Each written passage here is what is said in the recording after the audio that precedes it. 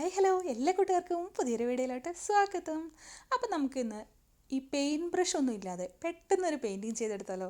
Paint brush ഒന്നും use ചെയ്യണ്ട കേട്ടോ. അപ്പോൾ നമ്മൾ ഫിംഗറാണ് യൂസ് ചെയ്യുന്നത്. കുറച്ച് പെയിൻറ്റ് ഇതേപോലെ എടുത്തിട്ട് നമ്മളിങ്ങനെ റൗണ്ടായിട്ട് ഇങ്ങനെ വരച്ചു കൊടുക്കുകയാണ് കേട്ടോ. ഫിംഗറിൽ ഇതേപോലെ പെയിൻറ്റ് എടുത്തിട്ട് വരച്ചു കൊടുത്താൽ മതി. നമുക്ക് ഇഷ്ടമുള്ള കളർ യൂസ് ചെയ്യാം കേട്ടോ. നമ്മളിപ്പോൾ ഇവിടെ റെഡാണ് കൊടുത്തിരിക്കുന്നത് കേട്ടോ.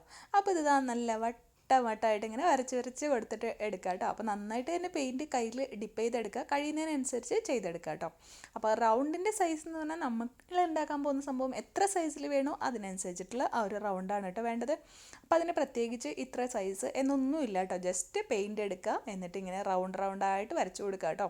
അപ്പോൾ കുറച്ച് പെയിൻറ്റ് തന്നെ വേണം, എന്നാലാണ് ആ ഒരു റൗണ്ട് നമുക്ക് കംപ്ലീറ്റ് ചെയ്ത് എടുക്കാൻ പറ്റുള്ളൂ കേട്ടോ. അപ്പോൾ വീഡിയോ ഫുള്ളായിട്ട് കാണാം കേട്ടോ. പെട്ടെന്ന് ഉണ്ടാക്കിയെടുക്കാവുന്ന ഒരു ഈസി ഐഡിയ ആണ് കേട്ടോ. അപ്പോൾ ഇതേപോലെ നമ്മൾ റെഡ് കളറിൽ കൊടുത്തെടുത്തിട്ടുണ്ട്. ഇനി നന്നായിട്ട് റൗണ്ട് കേട്ടോ. ഞാൻ കുറച്ചധികം വലുപ്പത്തിൽ തന്നെ ഉണ്ടാക്കിയെടുക്കുന്നുണ്ട്. അപ്പോൾ കാണാനും കുറച്ചുകൂടെ നന്നായിരിക്കില്ലേ. ഇനി അതിൻ്റെ സെൻറ്ററിൽ നമ്മൾ കുറച്ച് വൈറ്റ് ഇട്ടിട്ട് അതിന് വീണ്ടും റൗണ്ടാക്കി കൊടുക്കുകയാണ് കേട്ടോ. അപ്പോൾ ഏറ്റവും അറ്റത്ത് റെഡിൽ ടച്ച് ചെയ്യുന്നില്ല, അതിന് പകരമായിട്ട് ഇത്രയാക്കി എടുക്കുകയാണ് കേട്ടോ.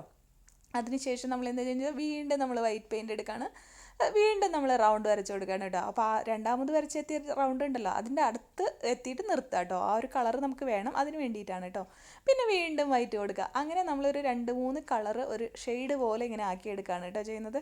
അപ്പോൾ എല്ലാം കഴിഞ്ഞതിന് ശേഷം ഞാൻ ഒന്നും കൂടെ ഒന്ന് മിക്സ് ചെയ്തപ്പോൾ ഇങ്ങനെ ആയിട്ടോ. ഇനി നമ്മൾ റെഡ് കളർ പെയിൻറ്റ് എടുത്തിട്ട് ഇവിടെ ഇങ്ങനെ ഫിംഗർ കൊണ്ട് ഇങ്ങനെ വലിച്ചു കൊടുക്കുകയാണ് കേട്ടോ ചെയ്യുന്നത്.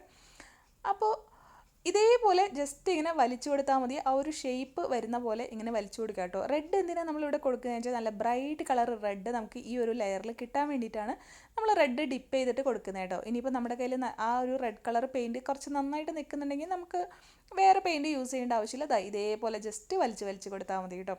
അപ്പം നമ്മുടെ വീഡിയോ ആദ്യമായിട്ടാണ് കാണുന്നതെങ്കിൽ അല്ലെങ്കിൽ സബ്സ്ക്രൈബ് ചെയ്യാതെയാണ് കാണുന്നതെങ്കിൽ ഒന്ന് സബ്സ്ക്രൈബ് ചെയ്ത് സപ്പോർട്ട് ചെയ്യണ കൂട്ടുകാരെ വളരെ ഉപകാരമായിരിക്കും കേട്ടോ. അപ്പോൾ അതുപോലെ തന്നെ വീഡിയോ ഇഷ്ടമാണെങ്കിൽ ഒന്ന് ലൈക്ക് ചെയ്യുക. അതുപോലെ തന്നെ നിങ്ങളുടെ അഭിപ്രായങ്ങൾ കമൻറ്റിൽ പറയാനും മറക്കരുതേ. ഇനി അതിൻ്റെ തൊട്ട് മുകളിലായിട്ട് വീണ്ടും നമ്മൾ മുകളിലോട്ട് കയറ്റിയിട്ട് ഫിംഗർ കൊണ്ട് ഇതേപോലെ ഇങ്ങനെ വരച്ചു കൊടുക്കാം കേട്ടോ. അപ്പോൾ ഇത് ഞാനൊരു ഐഡിയ കണ്ടതാണ്. അപ്പോൾ എനിക്കത് വളരെ ഇഷ്ടമായിട്ട് തോന്നിയിട്ടോ. അപ്പോൾ അതുകൊണ്ടാണ് നമ്മുടെ കൂട്ടുകാർക്കും കൂടെ ഒന്ന് കാണാത്തവർക്കൊന്ന് ഷെയർ ചെയ്യാമെന്ന് വെച്ചിട്ട് ഞാൻ ഷെയർ ചെയ്തതാണ് കേട്ടോ. അപ്പോൾ വീണ്ടും നമ്മൾ അതിന് മുകളിലത്തെ ഒന്ന് ഇതേപോലെ ഫിംഗർ കൊണ്ട് വരച്ചു കൊടുക്കുക കേട്ടോ.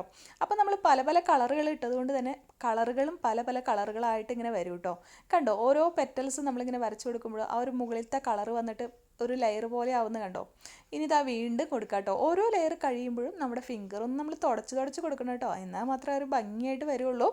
അപ്പോൾ ഇതേപോലെ ചെയ്ത് എടുക്കുമ്പോൾ നോക്കൂ, നല്ല രസമില്ലേ കാണാൻ, നല്ല ഭംഗിയുണ്ടല്ലേ. ഒരു ഫ്ലവർ നന്നായിട്ട് വിരിഞ്ഞ് നിൽക്കുന്ന ഒരു ലുക്കിലായിട്ടുണ്ടല്ലേ.